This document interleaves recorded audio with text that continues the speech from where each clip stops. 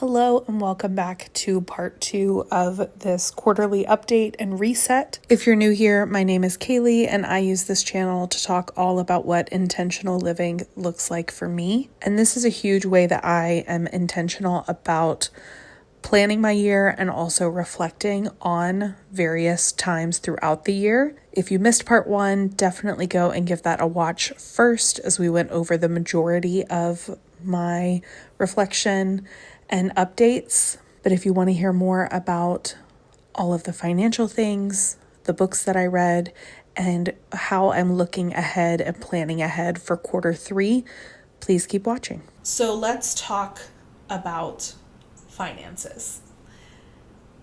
If you're new here, please go and take some time to watch some of my budgeting videos because I go a lot more in depth, whereas this is going to be a little bit more of an overview of our finances over the past quarter, and we'll also look back at quarter 1 as well and see some of the differences between the 2 quarters. But in those budgeting videos, I go into a lot more depth month to month on what I spent and how I'm budgeting. So if budgeting information is something that you enjoy and personal finance is something that you are looking for content on, those videos exist, and I think that they're worth a watch. But I want to just kind of talk for an overview of the last quarter. One major goal accomplished: we paid off our car. So now both of our cars are completely paid off. There is no more debt sitting there. I am so grateful for that. I'm so grateful for that. One update on a goal that I had made last quarter but didn't accomplish was paying at least $2,000 on my husband's undergrad student loans in this last quarter. His master's degree that he just completed is fully paid off. We paid it out of pocket every semester. We didn't take out any loans.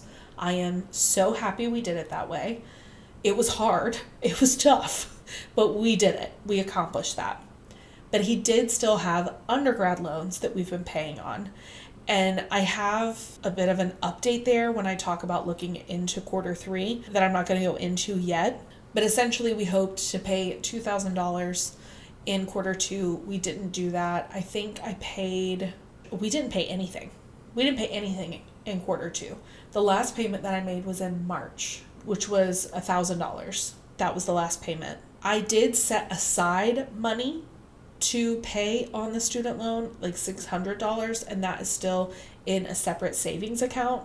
However, there were just so many unexpected expenses that came up over the last 3 months that it didn't make sense at that time, because the loans weren't accruing interest, to pay on the loan and put ourselves in more of a negative balance from overall year-to-date income to year-to-date expenses. So I feel good about that decision. But there has been something that has totally rocked our world that I will talk about in a little bit. So I'm trying to force my brain past it because I just want to jump right in. Basically, the update is, for now, we didn't put the $2,000 on the student loans. And I'll tell you what our plan is in quarter 3 later. If you remember from my first quarterly update video, in Q1, we overspent our income by $964.67. How I get that total is literally adding up all of our income for the year minus all of our expenses for the year. And are we at a positive or a negative, a surplus or a deficit number? We were at a deficit. So $964.67. Overspending in quarter 2, so the last 3 months, was negative $1,004.08, bringing our total overspending the year to date to negative $1,968.75. I'm not worried by that number. I knew that our travel in May specifically and our expenses in May specifically would increase that number. I knew that it would, because we were going to the Netherlands and we had to book travel for my brother's wedding that's coming up in November.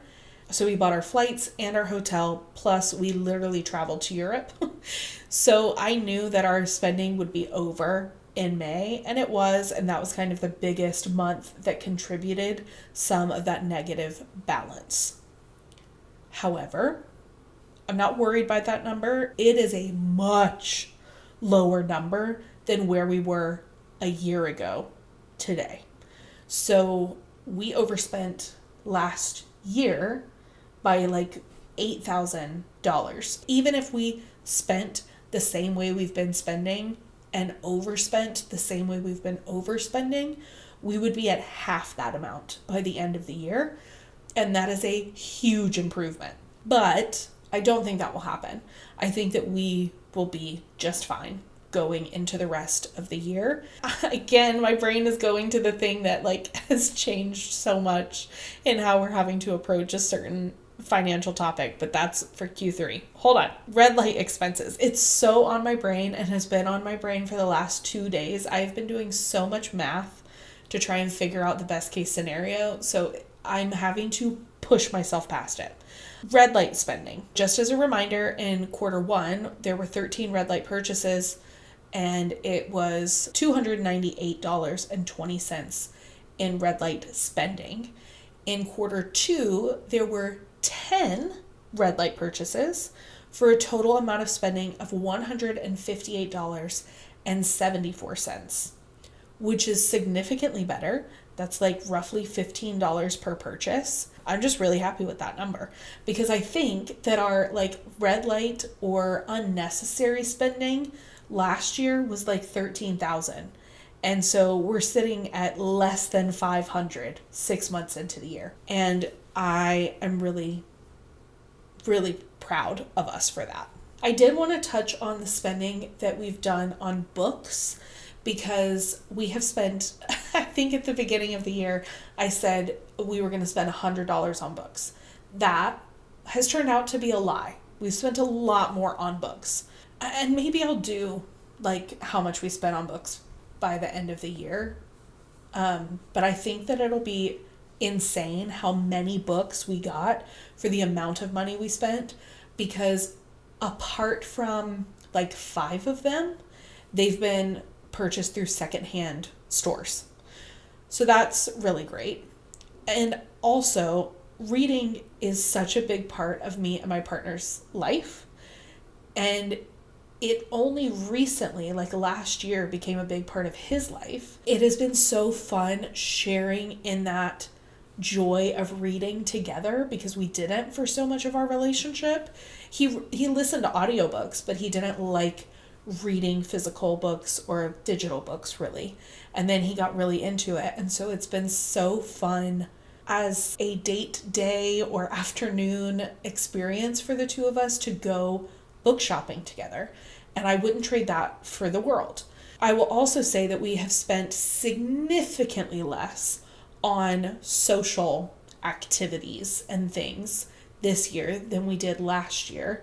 And so the amount that we've spent on books is still drastically lower than that amount that we were spending socially. So I'm good with that trade. That's not something that I feel bad about or that I feel shame about or that I'm trying to hide. We have definitely spent more than $100. There's still definite ways that you can spend little to no money and read.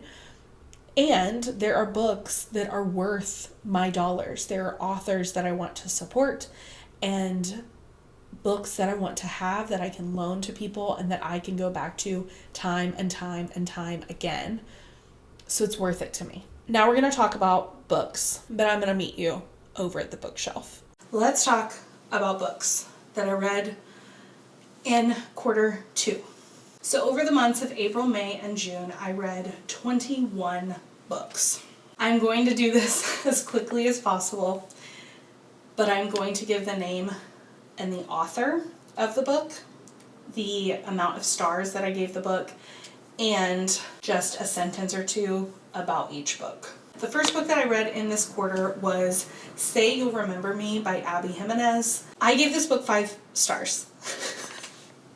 I have seen a lot of people not give this book 5 stars, and I am blown away by it. But Abby Jimenez's books speak to me in a very specific way that a lot of other contemporary romance authors do not. And it's because of her dedication to working with psychologists, therapists, medical professionals, all of the people in the worlds that she is not a part of as an author. The amount of research and collaboration that she does with these other specifically mental, behavioral, and physical health professionals enhances her story in a way that I don't see any other author doing. Therefore, I turn a blind eye to some of the other things that people seem to not like about her writing, and specifically this book that people had a very big problem with. There were some ACOTAR references. It was literally like 4 of them. They were all at the beginning of the book. So if you're already annoyed by that, you're potentially not getting what the rest of the story is telling you. And I just judge books differently, especially when there's so much depth and intentionality to the way that she's talking about mental health problems. In this book also included dementia, which is something I'm experiencing with a family member in my life right now. And so the care in which she does that made this 5 stars for me. I recommend it, but if you're a giant book critic, maybe it won't be for you. The next book that I finished is Snow and Rose by Emily Winfield Martin. I gave this book 4 stars, and it is beautiful. Definitely either pick it up from your library or go and purchase it secondhand or from an independent bookstore if you want to read the physical copy, because the artwork in this book is absolutely stunning. The descriptions are gorgeous, and then the illustrations just bring them to life in such a beautifully unique art style. Ugh, gosh, it's a stunning book. It's a stunning book. But because I was trying to like not bend the binding, I was like reading it like this, which is so funny. Snow and Rose, 4 stars. It's like middle grade book, but it's beautiful. It's beautiful, and I highly recommend reading it. It's a very sweet book. I was thinking that it would make more sense to read in like fall and winter, and in some aspects it is, but if I remember correctly, it kind of goes through all of the seasons a little bit. Maybe not. Maybe I'm making that up. Either way, pick up Snow and Rose. It was a delightful read. The next book was How the King of Elfhame Learned to Hate Stories by Holly Black. I rated this 5 stars. I love the Folk of the Air series. It's A Cruel Prince, A Wicked King, and The Queen of Nothing, also by Holly Black. And this was just a beautiful re-entry to the world. I actually read it through my library, and then I had to pick up a physical copy because it is another one that has illustrations. I've shown it in another video already, but it's stunning as well. The illustrator is Ravina Kai for this one, and the illustrator for Snow and Rose is also the author, Emily Winfield Martin. But I'm really enjoying books that have illustrations, especially these shorter reads, because it just brings the story to life in a really unique way. So if you liked the Folk of the Air series and you haven't read this one yet, I highly recommend it. The next book that I read was Digital Minimalism by Cal Newport. I rated this 3 stars. I think I would have rated this higher if I had read it maybe 3 or 4 years ago, because naturally, being more minimalistic in my life, digital minimalism is something that just naturally started happening as well, especially because I have noticed how much social media and media at large affects my mental health. I started making changes in the way that I consumed digital and social content back in 2016 when I got rid of Snapchat. Soon after that, I got rid of Twitter. And so naturally, I've just kind of started to care less and less about different social media platforms. YouTube is where I get the most social content, And even that isn't my main source of entertainment. Reading is. So there were a lot of thoughts and ideas in this book that I think are really good for someone just starting out on deciding what kind of relationship they want with digital media. But I also think it's hard because there was this connection to corporate life and digital minimalism, and I'm out of corporate life, and so that fell a little flat for me and was a hefty part of the book. So that also didn't drastically change the way that I am approaching my relationship to my phone or my email or social media or anything like that, the way that it might for someone else. But it was a good read. I listened to it, and it was a pretty good audiobook. So if you are looking for some ways to add some more digital minimalism into your life, I think it's worth reading. But I also think that there is a lot of good content elsewhere to help you in that journey too. My next read was Kingdom of Ash by Sarah J. Maas. I gave that 5 stars. This was the second time that I read it, and it was just as good as the first. Then I read Great Big Beautiful Life, or Great BBL, by Emily Henry, and I gave it 3 stars.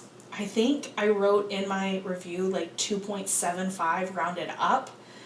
This was a 5-star read for a lot of people, and a lot of the same people that didn't like the Abby Jimenez book liked this one, and that's confusing to me because I thought this one was a lot more poorly written and that the pacing was really, really off.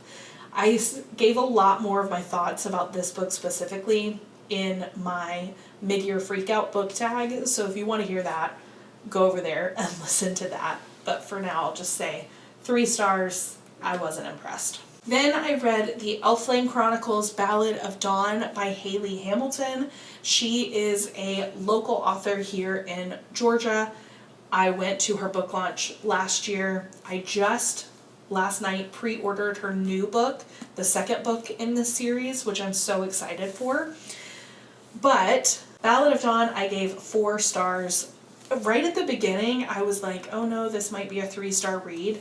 And then the more I got into it, the more engaged I was with the story and the characters. It's also a stunning book. I mean, look at the thistle on the side. I adore this book. It was a very fun read, a very cute read, and had a lot of Scottish folklore within the pages, which I very much appreciated. So I highly recommend this one. And I highly recommend supporting local indie authors. Then I read An Ember in the Ashes by Sabaa Tahir and started my journey with this incredible series. I gave this book 5 stars easily. There is action from jump.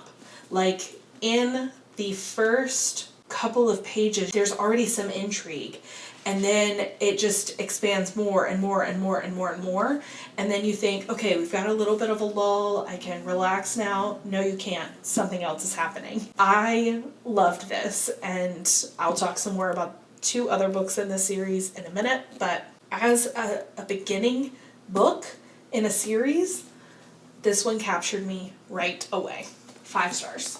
Then I listened to The Message by Ta-Nehisi Coates. 5 stars.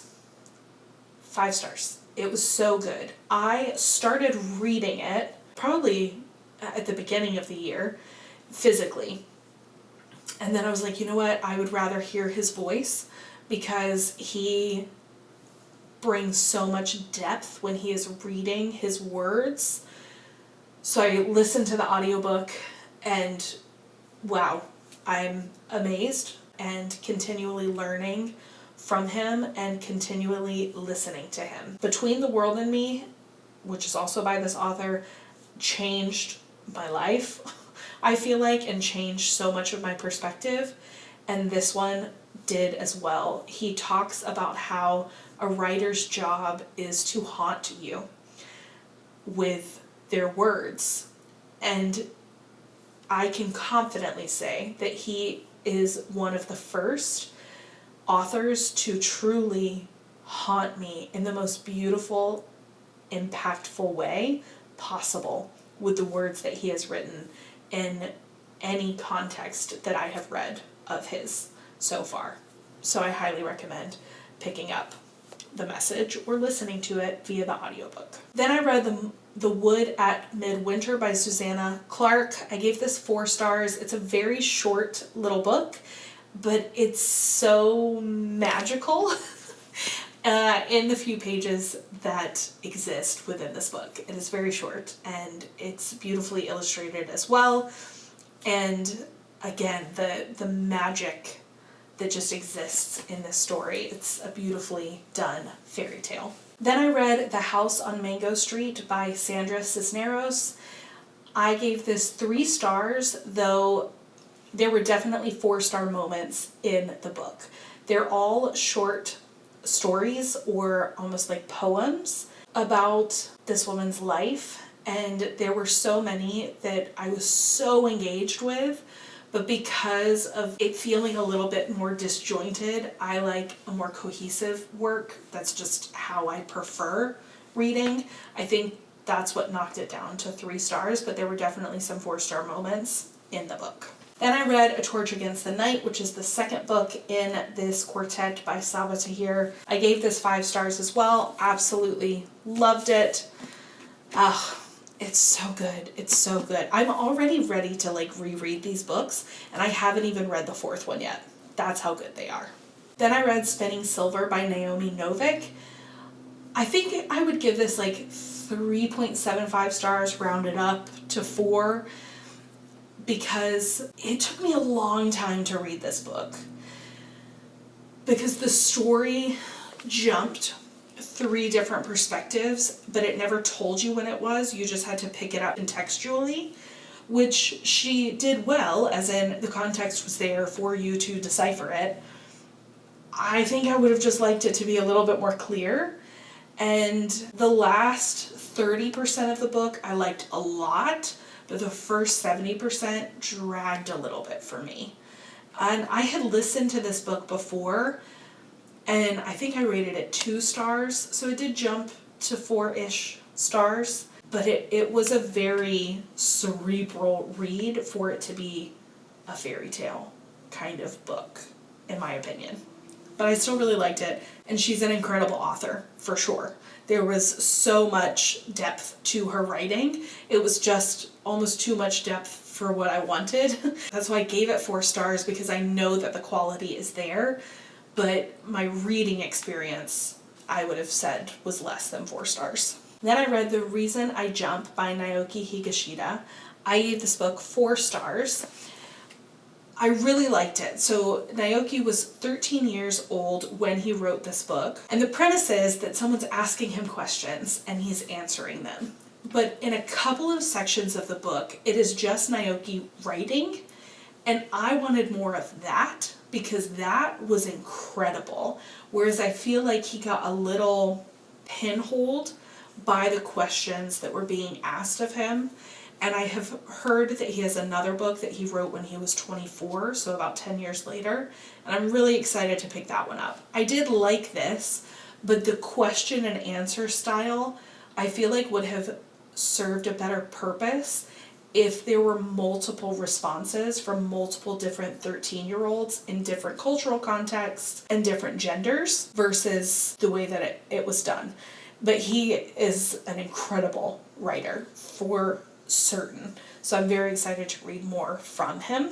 And I do think that this was a very good contextual book on autism. Then I read Functional Neurofeedback by Robert Longo. This was mostly related to work and in efforts of marketing neurofeedback really well, reading more about functional neurofeedback and how that's a lot more aligned with how we run our practice.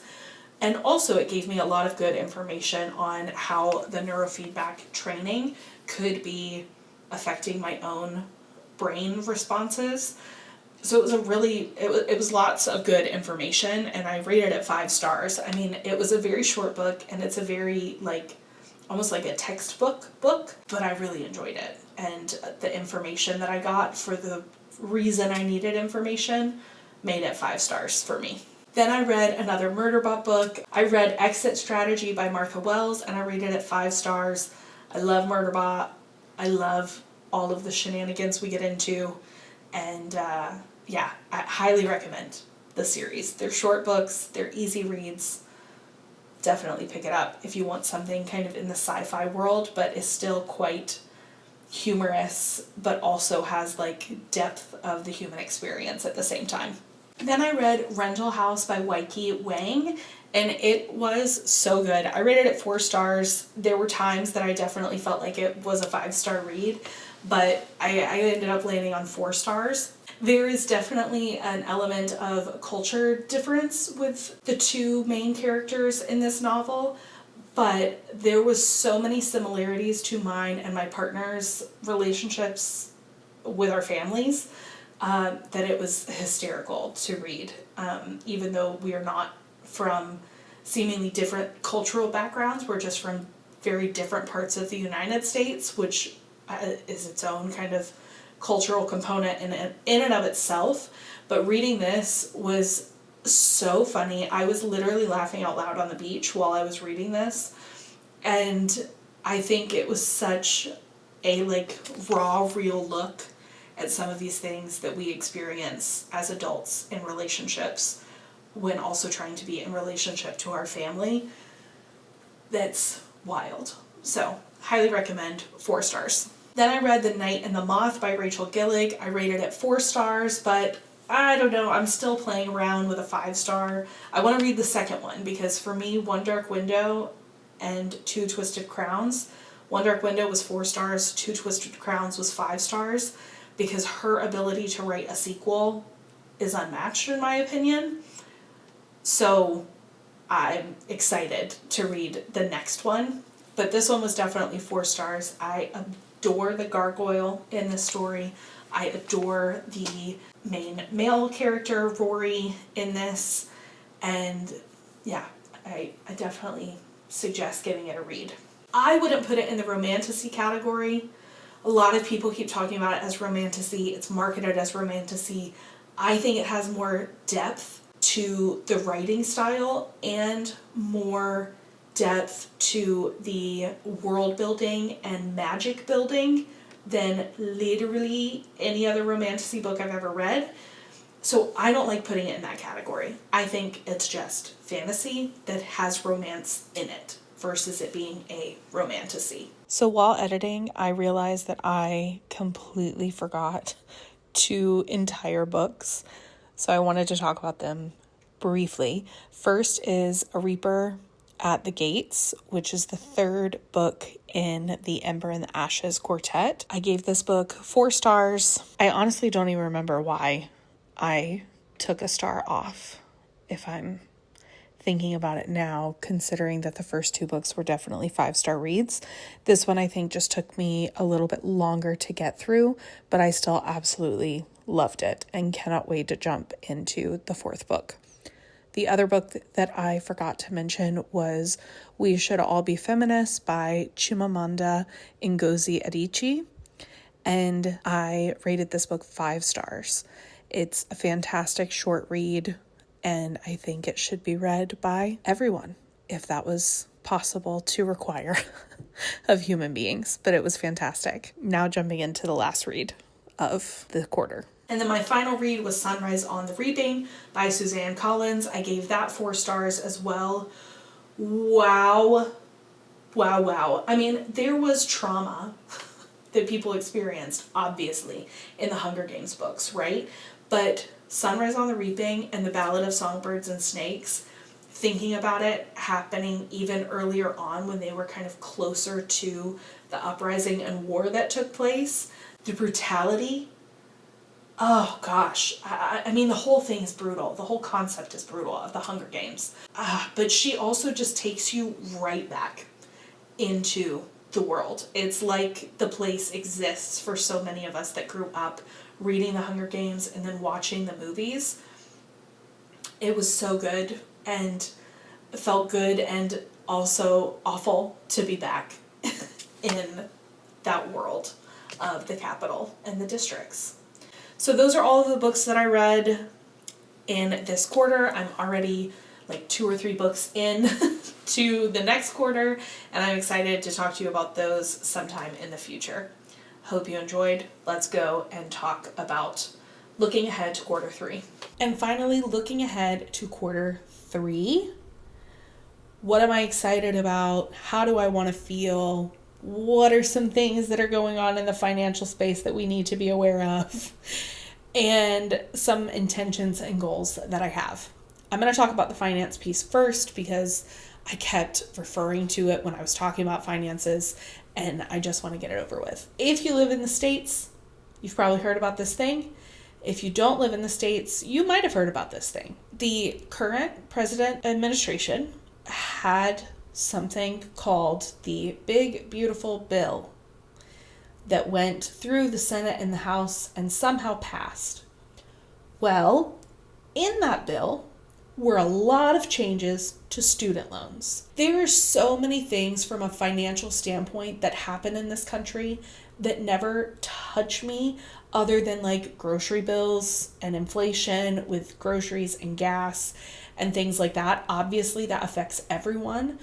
There are things that it comes to with taxes that never matter to me because I am not in a tax bracket that would drastically change any of that. However, student loans was something that has not been manipulated in such a drastic way in decades, I think, until this happened. So I was updating my budget spreadsheet Sunday morning and noticed from my bank account that there was a debit coming out from student loan, government student loan. And I was like, that's really weird because I haven't initiated a payment and we had overpaid his loans so much that it was saying that the next payment wasn't required until the year 2030. Obviously, we would have paid before then, but it had set out the required payment so far that it said that nothing was required until 2030. With this bill, and I guess something that passed potentially right before it, a couple of things changed that drastically affected my husband's account. One, the grace period, in which you have 6 months after finishing school before subsidized loans start accruing interest again, doesn't exist anymore.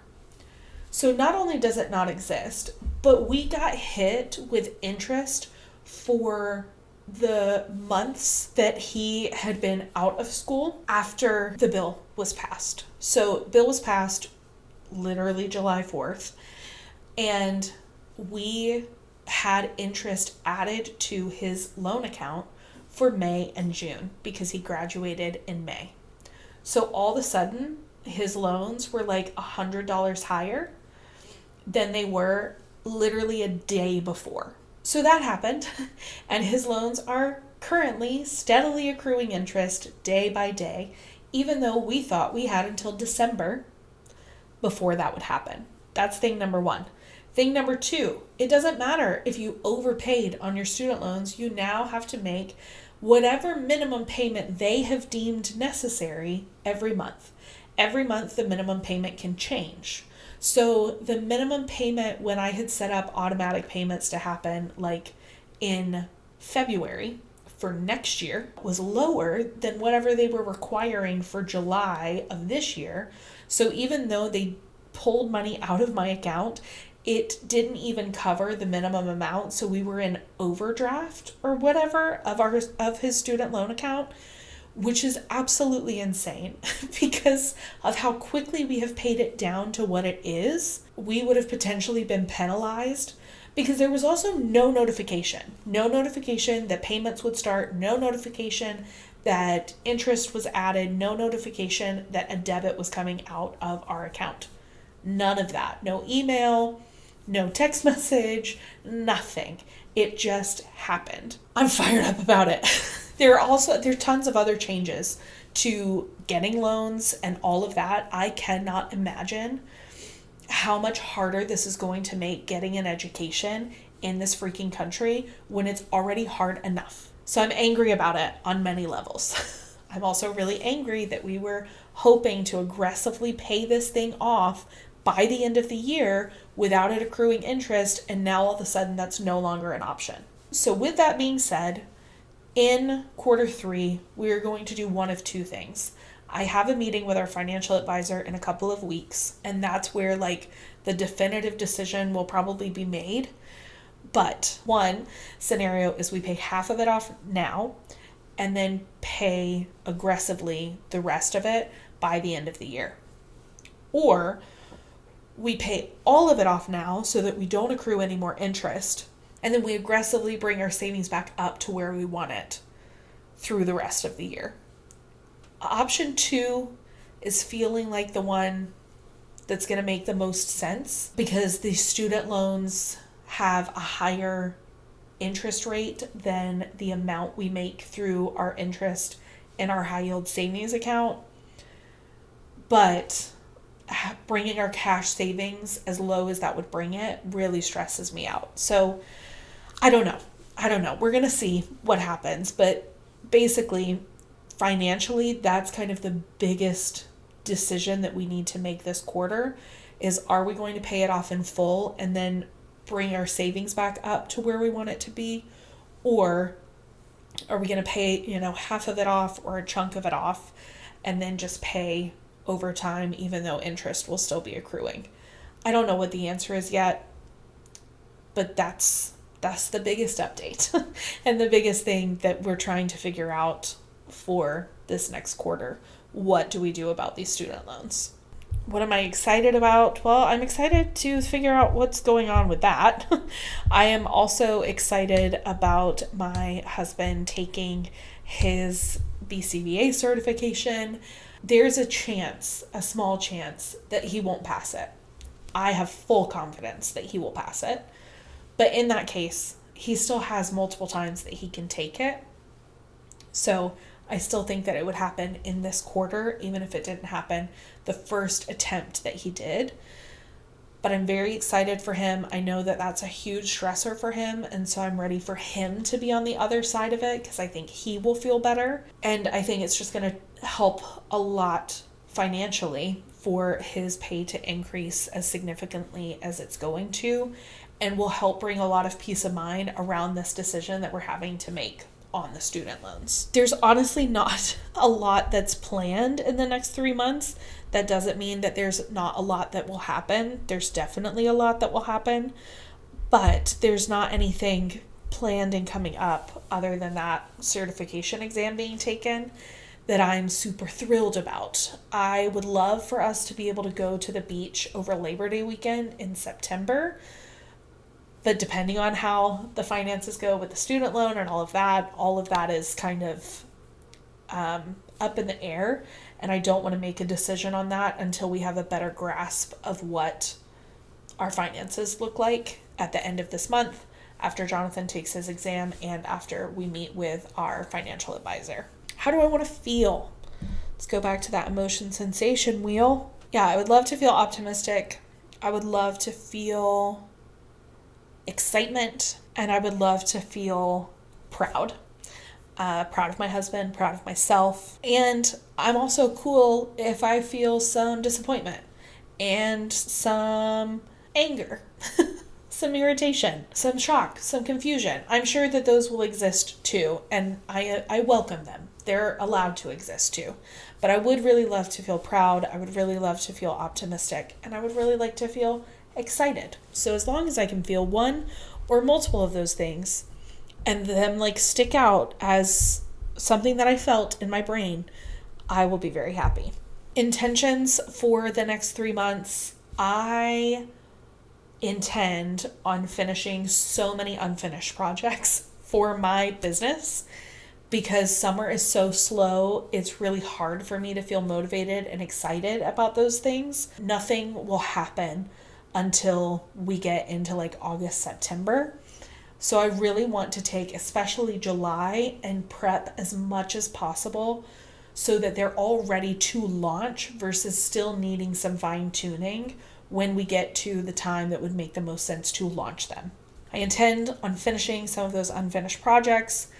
I intend on making sure that we set ourselves up well financially and still enjoy the life that we're living, because often the first thing that we cut when trying to be more financially frugal and responsible are the things that bring us joy. And I don't want to do that. I want to make sure that there's space built in for joy, or there's no point, right? There's no point.